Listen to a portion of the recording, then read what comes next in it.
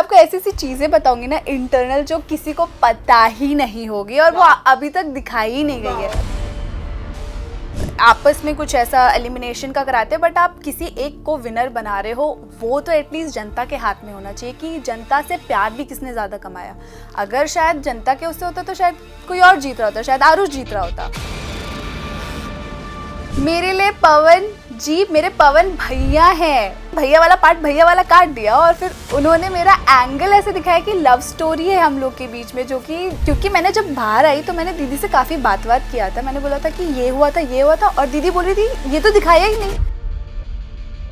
UG भैया मुझे ऐसा लगता है कि वो इंडिया को रिप्रेजेंट करते हैं, उनके लिए खेल रहे हैं, तो मुझे ऐसा लगता है कि उनका नाम हर जगह ड्रैग करना it's not a good thing. पहले तो मुझे ऐसा लगा था कि धनश्री कुछ भी अपने पर्सनल लाइफ के बारे में बात नहीं कर रही है, बट आफ्टर शो जब मैंने देखा मेरे को ऐसा लगा कि सिर्फ उन्होंने उन्हीं के बारे में बात की है। जो उस मोमेंट पे लड़ाई हुई थी वो सच में हुई थी, पर जो उस मोमेंट तक लाने का जो था ना कि हमें लड़ना है, वो तो प्लान होता है हर किसी के दिमाग में। सो दैट क्या होता है ना, आप लाइमलाइट में आ जाते हो कि अच्छा इन लोग की लड़ाई हुई है। तो अब ये किसके दिमाग में नहीं था वो मुझे नहीं पता, बट कहीं ना कहीं उन लोग को पता है कि शो ऐसे ही चलता है। मेरे ही टाइम पर एक्स कंटेस्टेंट्स को क्यों लाया गया जबकि उनका कोई रोल ही नहीं था। स्वागत है आपका बॉलीवुड बबल में। मैं हूं हर्षिता बब्बेले और आज की खास बातचीत में मेरी फेवरेट मेरे साथ बैठी हैं। काफी समय बाद उनसे मेरी मुलाकात हुई है, पर हमेशा की तरह काफी स्पेशल है। Aakriti Negi, welcome to Bollywood bubble. Thank you. कैसे हो आप? बहुत अच्छी। तुमको कितने टाइम बाद मैं देख रही हूँ। हाँ, एक्चुअली में कितने टाइम बाद आपने मुझे समय दिया है, तो मैं तो कब से बोल रही थी आपको। बट जब दिया है बहुत परफेक्ट टाइम पे दिया है। इतना अच्छा शो करके आई हो। पहले आप बताओ, आप कितने एक्साइटेड हो बाहर आने के बाद, कैसा लग रहा है? काफ़ी अच्छा लग रहा है शो से बाहर आने के बाद, क्योंकि 1 महीना मेरे लिए बहुत बड़ी बात थी, फैमिली से दूर, और वहाँ पर अंदर आपके लिए कोई नहीं है, तो हर वक्त फैमिली की याद आना। और मैंने कभी भी 24/7 वाला शो नहीं किया था, तो सब लोग कह रहे थे कि मैं ऑलरेडी शो करके आई हूँ तो इसको सब नॉलेज होगा, ये खेल लेगी। बट मेरे साइड से भी देखो ना, मैंने 24/7 वाला शो कोई भी नहीं किया था, मेरे लिए भी काफ़ी टफ था। बट बाहर आने के बाद लोगों का प्यार, मुझे जब पता चला कि मैंने जेन्युइनली अच्छा खेला है, बुरा नहीं खेला है, तो अच्छा लगा डेफिनेटली। शो में काफी सारी चीजें भी हुई हैं, अप्स एंड डाउन्स। जब बाहर आए तो क्या आपने एपिसोड को फॉलो किया, कुछ देखा, कुछ लगा? ट्रस्ट मी, मुझे ऐसा लगता है कि जितने भी 24/7 वाले शोज होते हैं ना, वो कोई भी अगर बाहर आएगा वापस नहीं देखेगा। उनके अंदर वो हिम्मत नहीं होती कि वो फिर से रीलिव करे वही सारी चीज़ें, क्योंकि बहुत ट्रॉमेटिक होते हैं और बहुत ऐसी वो होते हैं, पॉइंट्स आते हैं जहाँ पर आपका ब्रेक डाउन होता है और आपको ऐसा लगता है कि हम उस चीज़ों से दूर जाएं थोड़ा सा। तभी लोग वेकेशंस पे चले जाते हैं, अपना थोड़ा सा माहौल ठंडा करते हैं। तो मैं आने के बाद तो मैंने इतना फॉलो नहीं किया, जितना मेरी दीदी ने बताया मेरे को उतना मालूम है, अदरवाइज मैंने इतना फॉलो नहीं किया। क्या क्या दीदी की तरफ से आपको फरमाइश मिली? अरे मेरी दीदी, अरे मानू क्या खेला, मजा आ गया। तूने इस वक्त में जो ऐसा जवाब दी ना, मैं होती ना तो मैं ऐसा बोलती। तो वो तो काफी खुश थी और वो काफी ऐसा था कि चलो अभी जैसा भी गया अच्छा गया, और अच्छी तरीके से खेला उसने, मुझे बोला। आपके तो इतने अच्छे अच्छे मोमेंट्स भी हुए हैं, लेकिन एक मोमेंट बताइए जब बिल्कुल ही ब्रेक डाउन हो गया हो और बहुत ही ज्यादा बुरा लग रहा हो कि यार अब मुझे बाहर ही जाना है, ऐसा कुछ कभी फील हुआ था? हाँ, मुझे आई थिंक शो में मैं आपको एक अंदर की, मैं इस पॉडकास्ट इंटरव्यू तो मैं इस इंटरव्यू में आपको ऐसी सी चीजें बताऊंगी ना इंटरनल जो किसी को पता ही नहीं होगी और वो अभी तक दिखाई ही नहीं गई है। मैं एक्साइटेड हूँ क्योंकि मैंने जब बाहर आई तो मैंने दीदी से काफी बात किया था। मैंने बोला था कि ये हुआ था और दीदी बोल रही थी ये तो दिखाया ही नहीं, ये तो पता ही नहीं है। तो बेसिकली मेरा सिर्फ ब्रेकडाउन वाला पार्ट दिखाया होगा जहाँ पर आई थिंक कुछ हुआ था, मैं वॉकआउट हो गई थी, मैं चली गई थी, बट पूरी जनता को ये नहीं दिखाया कि मेरे साथ हो क्या रहा था। मैं एक्चुअली उससे पहले 5 बार ब्रेकडाउन हुई थी और मैंने वहाँ पर बोला था कि मुझे घर जाना है, नॉट बिकॉज ये गेम वगैरह मेरे लिए बहुत ज़्यादा डिफिकल्ट हो रहा है, क्योंकि मैं अपने मॉम डैड से कोई कनेक्शन नहीं है, मुझे बहुत याद आ रही है। और हर किसी का हर अलग अलग चीज़ों पे बिलीव होता है, ठीक है। कोई किसी के पास रिंग्स होती है, किसी के पास लॉकेट्स होती है, तो मैं अपने सपनों में बहुत बिलीव रखती हूँ।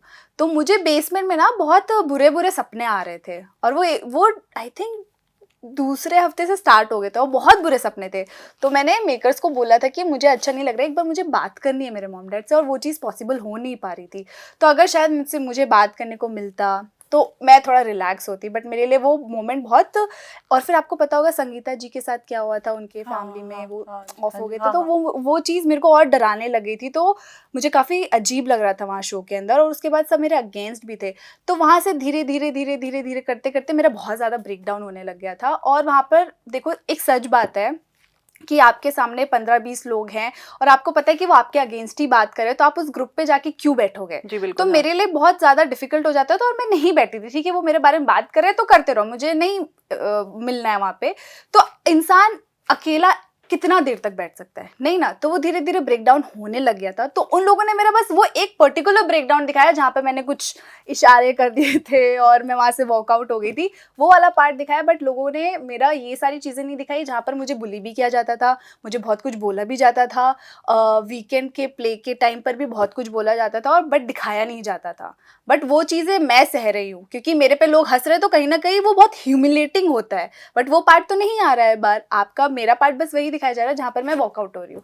तो वो सारी चीज़ों से मैं थोड़ा सा थी कि अच्छा ठीक है, मेरा ये चीज़ें दिखाई है, ये चीज़ें नहीं दिखाई है, बट ठीक है, इट्स ओके। मुझे ऐसा लगा कि जो हुआ हुआ, वो उनका कॉल है मेकर्स का, वो अपना शो अपनी तरीके से बनाएंगे। बट कहीं ना कहीं आपकी ज्यादातर फुटेज कटी, तो आपको अनफेयर नहीं लगा बाहर आके कि यार ऐसा तो नहीं होना चाहिए था?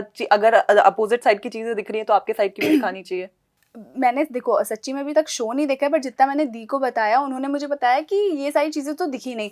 जैसे एक और चीज़ बताती हूँ, मेरे लिए पवन जी मेरे पवन भैया हैं। उन्होंने मेरा एंगल ऐसे दिखाया कि लव स्टोरी है हम लोग के बीच में, जो कि नहीं था ऐसा कुछ भी। मैंने डे 1 में उनको पवन भैया बोला था, जहाँ पर उन्होंने पवन भैया वाला पार्ट भैया वाला काट दिया। और फिर मैं वही कंफ्यूज होती थी कि मुझे ऐसी स्क्रिप्टें क्यों मिल रही है, मतलब फिनाले के टाइम पर भी, कि आप हमसे शादी करेंगे कि नहीं करेंगे वाला पार्ट जो था ना, तो मैं थोड़ी शॉक थी कि मुझे ऐसे स्क्रिप्ट क्यों दे रहे हैं। बट मुझे लगा ठीक है, शो का है तो ये पूरा स्क्रिप्टेड था? हाँ, मतलब वो सिनेरियो दिया गया था हाँ, ना हाँ, आपको कि धनिश्री और मैं फिर हम लोग जाएंगे, तो वो स्क्रिप्ट होता है, तो वो मिलती है हम लोगों को। तो उसमें बताया जाता था कि आपको ऐसा बोलना है कि पवन भैया से आपको शादी करनी है, ये वो। तो मैं थोड़ा सा ऑकवर्ड हो जाती थी क्योंकि मैं उनकी बहुत रिस्पेक्ट करती हूँ, वो मेरे बड़े भैया जैसे हैं, और मेरे को इस तरीके से क्यों जोड़ा जाता है।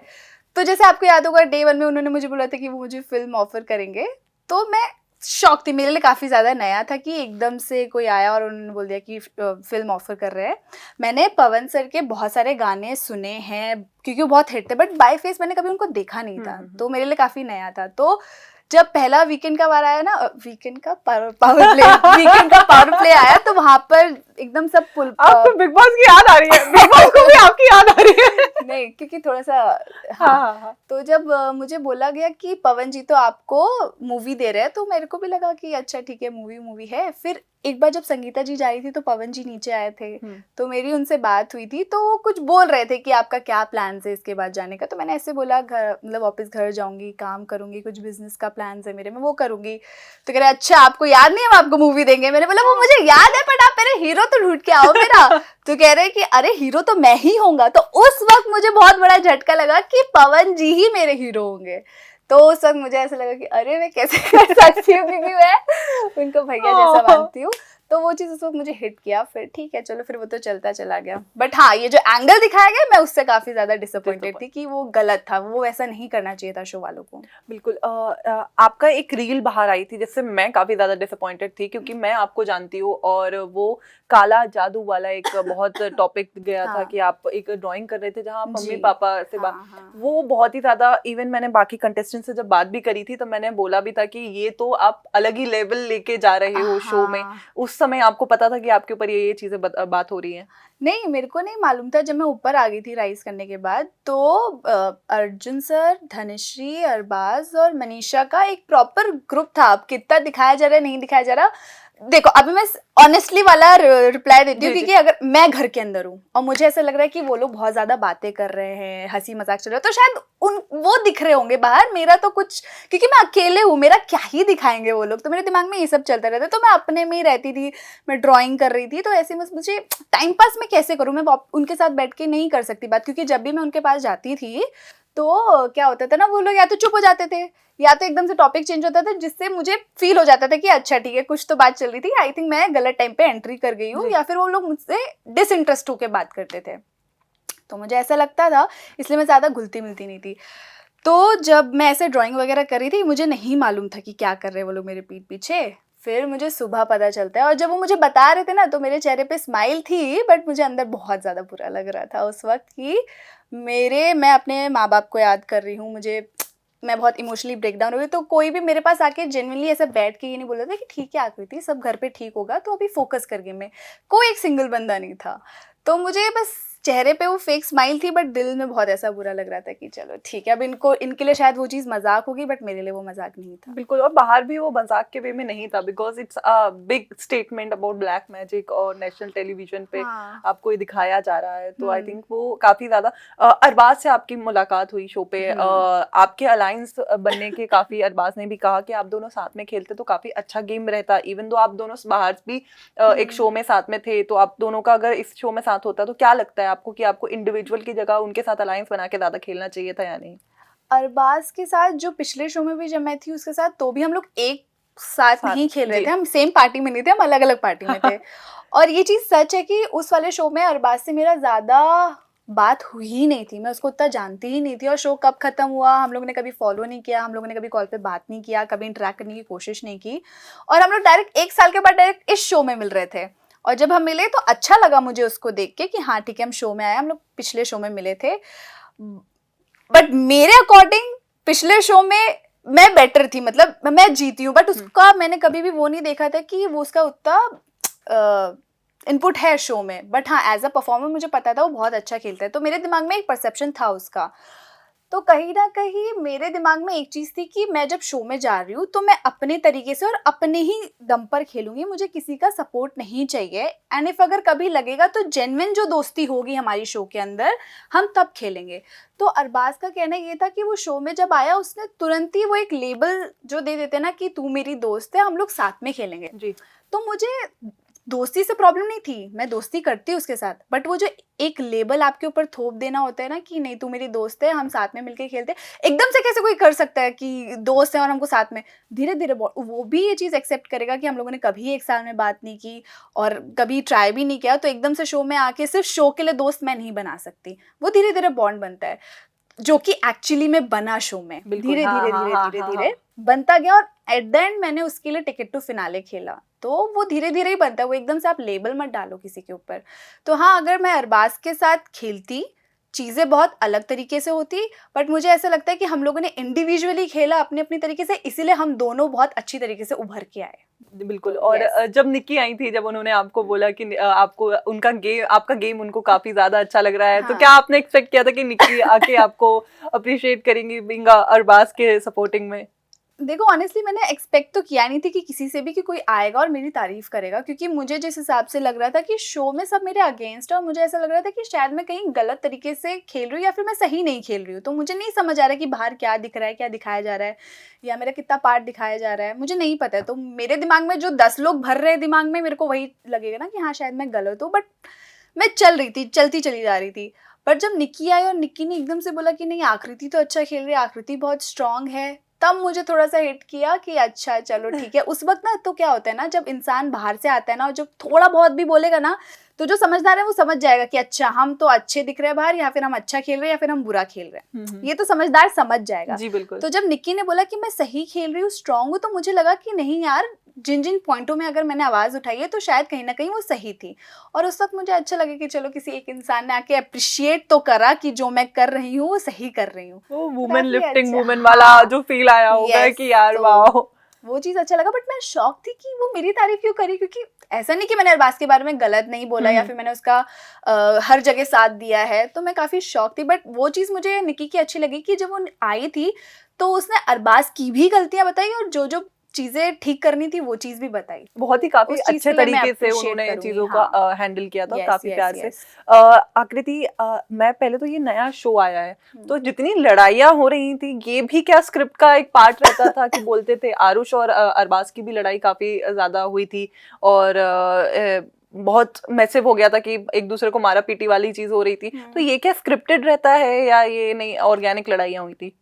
जो उस मोमेंट पे लड़ाई हुई थी वो सच में हुई थी, पर जो उस मोमेंट तक लाने का जो था ना कि हमें लड़ना है, वो तो प्लान्ड होता है हर किसी के दिमाग में। सो दैट क्या होता है ना, आप लाइमलाइट में आ जाते हो कि अच्छा इन लोग की लड़ाई हुई है। तो अब ये किसके दिमाग में नहीं था वो मुझे नहीं पता, बट कहीं ना कहीं उन लोग को पता है कि शो ऐसे ही चलता है, चाहे वो बिग बॉस देख लो, चाहे आप ये देख लो, चाहे वो स्प्लिट्स विला देख लो, ये तो सच बात होती है कि आपको पता है, लड़ाइयाँ, हाँ, कि लड़ाइयों आपको का। वो लाइमलाइट में ले आएगा।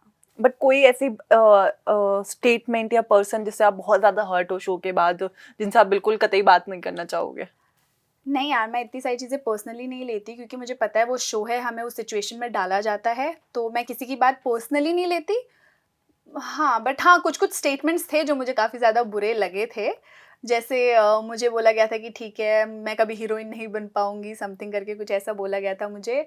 और बहुत सारी हैं यार। मुझे मेंटल बोला गया था कि नहीं, अगर वो फिज़िकली स्ट्रॉन्ग नहीं है तो आप भी मेंटल ही हुई। तो वो सारे स्टेटमेंट मेरे लिए बहुत ज़्यादा बड़े थे। बट जैसे कि मैं वही बोल रही हूँ ना, कि मैं यहाँ पे किसी को गलत नहीं बोल रही हूँ। मेरे को ऐसा फ़ील कराया गया, मुझे पावर प्ले वीकेंड पे भी बोला गया है कि आकृति आप गलत हो, आप छोटी हो, आप नादानी में बहुत कुछ कर जाती हो, बट आप दूसरा साइड नहीं देख रहे हो कि वो इंसान भी वही सेम चीज़ कर रहा है। अगर मैंने की तो फिर सेम जगह हुए ना हम लोग, जी। बट आप सिर्फ मुझे सही करेक्ट कर रहे हो, बट आप दूसरे इंसान को करेक्ट नहीं कर रहे हो। तो वो सारी चीज़ें मुझे काफ़ी अनफेयर लगती थी वहाँ पे। अर्जुन सर का जीतना, हाँ। कहीं ना कहीं सब कह रहे हैं कि हल्का सा, क्योंकि अरबाज और वो एक दूसरे को वोट देते नहीं, और लास्ट में अर्जुन सर ही जीतते, तो आपको क्या लगता है कि फेयर विनर रहे शो के या नहीं? देखो, मैं फेयर तो नहीं बोलूँगी, बट मैं बोलूँगी कि हाँ, डिज़र्विंग थे।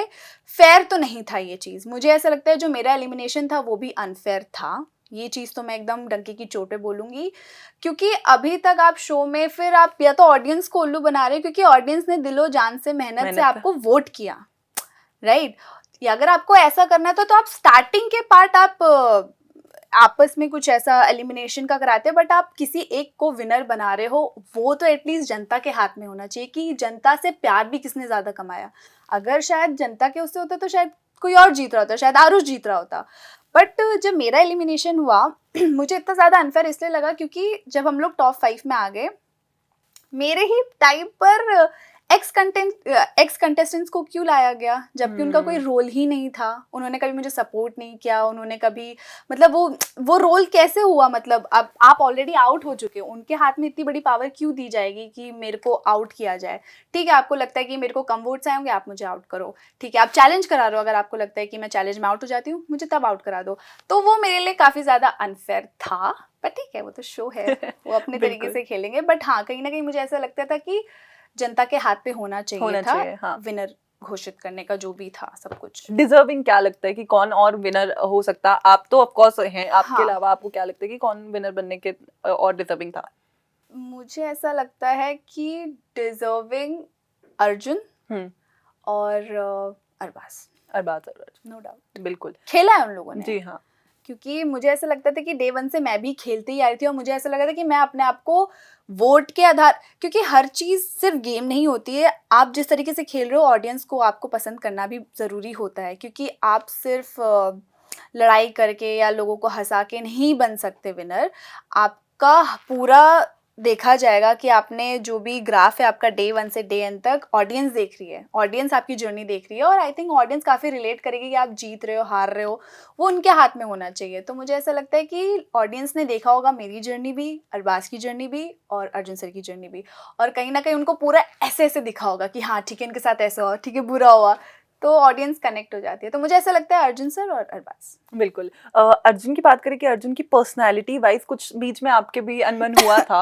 Personality wise as a person आपने इतना समय साथ में, मतलब एक घर में व्यतीत किया है, तो क्या लगता है एज अ पर्सनालिटी वाइज आपको कैसे लगे? अरे वो बहुत ही बढ़िया इंसान है, सच्ची बता रही हूँ मैं। मैंने उनके साथ बहुत फन किया, पता नहीं उन लोगों ने मेरा पार्ट दिखाया क्यों नहीं है अर्जुन सर के साथ। मैंने उनके साथ इतना फन किया, इतनी ऐसे लेम लेम जोक्स मारे, हम लोग हंसे भी, हम लोगों ने बहुत फैमिली की बातें की, हमने नेहा के बारे में बात की, बहुत सारी मेरी दी के बारे में बात की, हम लोग ने बहुत फन किया अर्जुन सर और मैंने। हम लोग को ऐसे टॉम एंड जेरी की तरह बोला जाता था। अब मुझे नहीं पता कितना पार्ट दिखाया गया जहाँ पर सिर्फ हमारा शायद फाइट ही हो रहा है, वही पार्ट दिखाया गया है, बट कहीं ना कहीं मुझे अर्जुन सर से बहुत कुछ सीखने को भी मिलता है, क्योंकि वो अपने लाइफ के काफ़ी एक्सपीरियंसों के बारे में बताते हैं। तो वो चीज़ मुझे अच्छी लगती थी कि उनके साथ बैठ के मैं थोड़ी गाइडेंस ले पाती थी, क्योंकि मुझे भी इस फील्ड में बढ़ना है या फिर जो भी है। तो जी, हम लोग जी। एक ऐसे ग्राउंड लेवल पे कनेक्ट करते थे जहाँ पर हम लोग बहुत मस्ती करते थे, लड़ाई भी, पता नहीं हम दोनों के बीच में क्या था ऐसा कि हम लड़ते भी बहुत शिद्दत से थे, बट हम लोग वापस मिल जाते थे। पता नहीं क्या था वो, बट था कुछ तो। धनुश्री का गेम कैसा लगा आपको? क्योंकि बाहर आके धनुश्री के बारे में बहुत सारी चीजें बाहर आ रही हैं, ऑडियंस काफी ज्यादा बोल रही है, यूजी का नाम यूज करना अपने गेम के लिए, ऐसा बहुत कुछ उनको बोला जा रहा है। कैसा आप लोगों को बताओ, कंटेस्टेंट उनका गेम कैसा लग रहा था? पहली बात, यूजी, क्या बोलूं, यूजी चहल भैया यूजी चहल जी, भैया जी। यूजी भैया, मुझे ऐसा लगता है कि वो इंडिया को रिप्रेजेंट करते हैं, उनके लिए खेल रहे हैं, तो मुझे ऐसा लगता है कि उनका नाम हर जगह ड्रैग करना it's not a good thing. और डेफिनेटली अभी इतना बड़ा केस हुआ है जो भी हुआ है, और आपको पता है कि आपसे वो चीज़ें कनेक्टेड हैं और आप एक बहुत बड़े शो में आ रहे हो जहाँ पर पर्सनल चीज़ें निकाली जाएंगी, तो मुझे ऐसा लगता है कि आपको थोड़ा सा अलर्ट होके चलना चाहिए कि आप कहीं अपने मुंह से कुछ गलत चीज़ें ना बोल दो, सो दैट, क्योंकि आपको अकेले जज नहीं किया जाएगा, आपके जो एक्स पार्टनर है उनको भी जज किया जाएगा। तो कहीं ना कहीं मुझे ऐसा लगता था कि पहले तो मुझे ऐसा लगा था कि धनुश्री कुछ भी अपने पर्सनल लाइफ के बारे में बात नहीं कर रही है, बट आफ्टर शो जब मैंने देखा, मेरे को ऐसा लगा कि सिर्फ उन्होंने उन्हीं के बारे में बात की है, जो कि गलत है, क्योंकि वहां पर सिर्फ हमें उनका पर्सपेक्टिव दिखाई दे रहा है, किसी दूसरे पर्सन का नहीं दिख रहा है, तो वो सारी चीजें गलत हो जाती हैं। सही बात है। हाँ। फैमिली वीक में जब आपके दोस्त आपके आए और जी। वो इतने प्यार तरीके से समझाया, हाँ। कैसा लगा उनसे मिलके? और उस समय मुझे तो बहुत अच्छा लगा जब वो आया, क्योंकि मुझे उस वक्त मुझे प्यार की बहुत ज़रूरत थी, क्योंकि मैं बहुत ज़्यादा अनलव्ड फील करी थी शो के अंदर, बहुत अकेला फील करी थी, और मैं चाह रही थी कि कोई एक ऐसा, मतलब मेरे फैमिली से आए जो मुझे बूस्टअप भी कर दे, मुझे मोटिवेट भी कर दे, मुझे बहुत सारा प्यार भी दे दे, और उसको देख के बस मैं ऐसा लाइट अप हो जाऊँ, ट्विंकल ट्विंकल हो जाऊँ। तो जब वो आया तो मैं कंट्रोल नहीं कर पाई, तो मैंने बस एक बहुत जोरदार हग दिया, और मैं हग ही देती रह रही, मैं देखो फुटेज मैं देख रही हूँ, मैं सिर्फ हग कर रही हूँ, क्योंकि मुझे पूरे शो में किसी ने लिटरली, अगर किसी ने हाथ मिलाया या फिर वो फेक हग होते हैं ना, वो सब मिला। वो रियल लव शो में किसी का कोई सच्ची में सिंपैथी कुछ नहीं होता है, वो सब फेक होता है। रियलिटी शो में रियलिटी ही नहीं दिखाई जाती है, ये सच बात है। बट जब वो आया और बस मैंने देखा और मैंने बस हग किया और बस मैं रिलैक्स हो गई मुझे अच्छा लगा बस।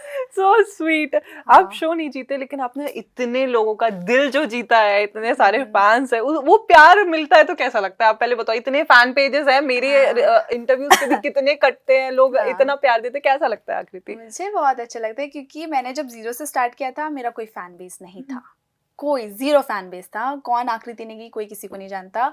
वो जर्नी मैंने धीरे धीरे धीरे धीरे धीरे स्टार्ट की है, एक शो करके रोडीज, फिर स्प्लिट्सविला, फिर राइज एंड फॉल, और ये बहुत अनएक्सपेक्टेड तरीके से हुआ। मैंने कभी ये प्लान किया नहीं था कि ये हो जाएगा, मुझे लाइफ में इतना कुछ मिल जाएगा, मेरे फैन बेस हो जाएगा इतना तगड़ा कि मैं बहुत दिग्गज लोगों को भी वोटिंग में पीछे कर दूंगी। मुझे सो सॉरी, नहीं नहीं, कोई बात नहीं। पापा का कॉल आ रहा है। हाँ हाँ हाँ हाँ।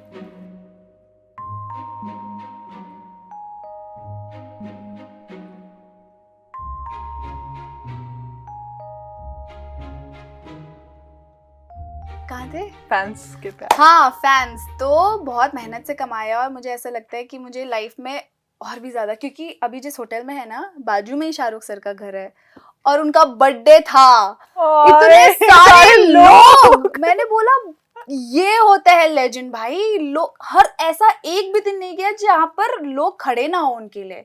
तो मुझे उनको देख के ऐसा लगता है कि यार मुझे भी एक दिन ऐसा करना है कि इतने लोग खड़े रहे मेरे लिए, और इतना प्यार मिले, और इतना जनता का। प्यार हाँ। मिले, मतलब वो लेवल का प्यार। डेफिनेटली मुझे जो प्यार करते तो उनका तो प्यार एकदम वो है अनकंडीशनल। वो लोग हमेशा हर लेवल पे प्यार करते हैं, अगर मैं कुछ गलत भी कर रही हूँ ना तो भी मेरे लिए लड़ते हैं। तो वो चीज़ कमाना बहुत बड़ी बात है मेरे लिए। अब नेक्स्ट क्या है, जो कि हमें सुनने मिल रहा है, लेकिन मैं आपसे जानना चाहूंगी कि नेक्स्ट क्या बिग बॉस में आप हमें देखने मिलने वाले हो? Wild card entry? देखो, बिग बॉस तो काफी लंबा महीने का है, हाँ, 5 हाँ। महीने का है ना, एक्सटेंड काफी होने वाले टाइम है, और क्या पता अंदर जाए तो एक्सटेंड भी हो जाए। ओह! You never know। अगर गए तो आपका टारगेट मतलब क्या रहेगा? क्या आप अभी देख रहे हो, या कुछ आपको ग्लिम्स पता है, या कुछ पता है किसी का गेम अच्छा लग रहा है? मुझे ऐसा लगता है कि आपको कुछ पता होना ही नहीं चाहिए जब आप किसी शो में जा रहे हो, क्योंकि अगर आपको पता चल जाएगा कि अच्छा वो इंसान ऐसा, उसका फैन बेस ऐसा है, वो कैसा फंक्शन कर रहा है, तो फिर प्रॉब्लम हो जाती है, क्योंकि आपके एक दिमाग में चलने लगती हैं चीज़ें बहुत सारी कि अच्छा ठीक है ऐसे इसके साथ ऐसे टैकल करेंगे, तो वो सारी चीज़ें नेचुरली नहीं निकलती है। तो इट्स बेटर कि आपको कुछ ना पता हो, आप बस जाओ डायरेक्टली अंदर और जैसे हो आप वैसा दिखाओ, और आई थिंक आप रियल रहोगे तो आपको ऑडियंस ऑलरेडी प्यार करेगी। All the best. तो फिर आपको मतलब हमें देखने मिल जाएगा तो बस फिर तो मजा आ जाएगा।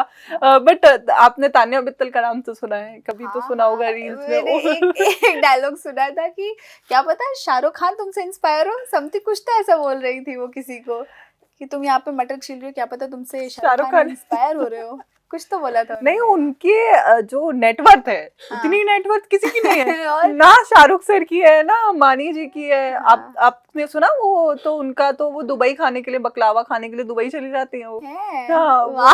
मैंने इतना देखा नहीं है, बट रील्स में मुझे बस एक ही क्लिप ये दिखी थी जहाँ पर वो कहती क्या पता वो तुमसे इंस्पायर हो रहे हो, बस वो देखा था मैंने। इतना बिग बॉस सच में फॉलो नहीं कर रही हूँ मैं, आफ्टर शो मैंने खुद का शो भी नहीं देखा, मैंने बिग बॉस भी नहीं देखा, मैं एक्चुअली किसी काम पर हूँ, और आई थिंक आपको 1 महीने में पता चल जाएगा कि क्या आने वाला है, और बस उसी पे लगी हुई हूँ। बस ऑल द बेस्ट, हम आपको ऐसे ही और बढ़ते हुए देखेंगे, और होपफुली मुझे इंटरव्यूज देते रहिएगा। चलिए, हमारा सेगमेंट है 1 वर्ड, हम आपको एक एक कंटेस्टेंट का नाम देंगे, आपको 1 वर्ड देना है। ओके। अर्जुन सर। परफॉर्मर। धनिश्री यार क्या बोलूं, मैंने इतना ध्यान ही नहीं दिया उनमें। धनिश्री, अरबाज, क्या बोलूं। कीकू। एंटरटेनर। कुबरा। कैसे बोलूं, माय टेडी बेयर, मतलब उनको यार उन्होंने बहुत सपोर्ट किया था। So cute. Aditya good singer, good friend, क्या बोलूं। हाँ ओके। पवन पवन भैया, स्टारडम सुपरस्टार। पवन। हाना कुमरा। हाना कुमरा। हाँ। अर्जुन फ्रेंड। संगीता जी। धाकड़, बिल्कुल। Anaya Bangar. No comments. Okay, आप अपने लिए दीजिए। मैं? हाँ। मैं सुपरस्टार वन एंड ओनली आकृति नेगी। या बिल्कुल। अरबाज। हाँ। अरबाज जुर्म का गुलाम बन के रहूंगा। अरे वाह, गुड। लास्ट है मनीषा रानी। ओह शिट, मनीषा भी थी शो में। मनीषा रानी, जिसकी दुनिया है दीवानी। यस। अरे वाह, बिल्कुल। उनका और जो लव एंगल चल रहा था अंदर ही अंदर के, वो रियल था या सिर्फ शो के लिए चल रहा था? वो मुझे काफी ज्यादा ओवर लगा। मुझे ऐसा लगता है कि मनीषा वैसी नहीं है, बट वैसी दिख गई वो। मेरे को ऐसा लगता था कि उसे फर्क नहीं पड़ता, लड़के आ रहे हैं जा रहे हैं, वो मस्त अपने में रहती है, क्योंकि मुझे ऐसा लगता है कि उसकी खुद की सोलो पर्सनालिटी है। और वही चीज मैंने बार बार वीडियो में भी बोली थी कि मुझे समझ नहीं आ रहा कि मनीषा क्या खेल रही है, क्योंकि जितना मैंने उसको और शोज में देखा है उसके पास इतना पोटेंशियल है कि वो अकेले दम पर वो एक पूरा स्क्रीन टाइम 10 लोगों का स्क्रीन टाइम खा जाए। और फिर वो चीज़ मुझे अजीब सी लग रही थी कि वो हर वक्त आरुष। ठीक है आपका दोस्त है, बट आप अपने लिए भी आए हो, तो कहीं ना कहीं वो चीज़ मुझे काफ़ी ज़्यादा ख़राब लग रही थी उसकी, कि आप अपने पे क्यों नहीं फोकस कर रहे हो। तो ये सारी चीज़ें, क्योंकि मुझे पता है उसके अंदर बहुत पोटेंशियल है, वो काफ़ी अच्छा कर सकती है, बट वो चीज़ नहीं हो पा रहा था उससे। बट हाँ, एज ए एंटरटेनर उसने काफ़ी अच्छा किया, काफी हंसाया। पता नहीं कितना दिखा नहीं दिखा, बट उसने काफी हंसाया हम लोगों को हम लोगों को बहुत हंसाया, क्योंकि एंड में हम ही 3 बजे थे, मैं बाली और वो, हम लोग मजे तो कर रहे थे। वो जैसे बोलती है मुझे वैसे ही, मतलब वो बहुत क्यूट लगती है वो जैसे बोलती है। अरे वाह। जो भी आपका अपकमिंग प्रोजेक्ट है वो हम उसके लिए एक्साइटेड हैं। और मेरा सपोर्ट हमेशा से है आपको हर शो के लिए। ऑल द वेरी बेस्ट, अच्छा करोगे और भी अच्छा होगा। आपके इतने सारे फैंस हैं, उनके लिए मैसेज दे दीजिए। ठीक है, थैंक यू सो मच, आप लोगों ने मुझे इतना सारा प्यार दिया, जिसकी वजह से मैं राइज एंड फॉल में टॉप 5 में आ सकी और टॉप 4 बन सकी। और कहीं ना कहीं मुझे ऐसा लग रहा था कि आपके बिना शायद मैं शो में इतने आगे नहीं जा सकती थी। और आफ्टर शो भी मुझे तुम लोगों ने बहुत ज़्यादा प्यार दिया, और ऐसे ही प्यार मुझे बरसाते रहो, और मैं आप लोग को ज़रूर प्राउड फील कराऊंगी हर वक्त, हर जन्म में। मैं तो कह रही हूँ। ठीक है, thank you so much guys. Thank you so much Aakriti. Thank you. Hi guys, मेरा नाम आकृति नेगी है और आप सभी मुझे देख रहे हो बॉलीवुड बबल में।